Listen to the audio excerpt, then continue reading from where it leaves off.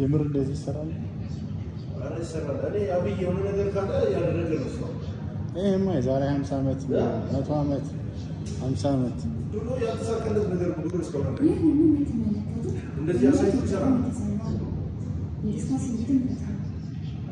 አሁን 50 years ago ያየነው አስታውሱ የወደፊት ህልሞች አሁን እንደነበረው ነው የሚጀምረው እንደናንተ ባሉ ሰዎች ነው ትልቅ በማሰብ አብረን በመስራትና ፈጠራን በመጠቀም ነው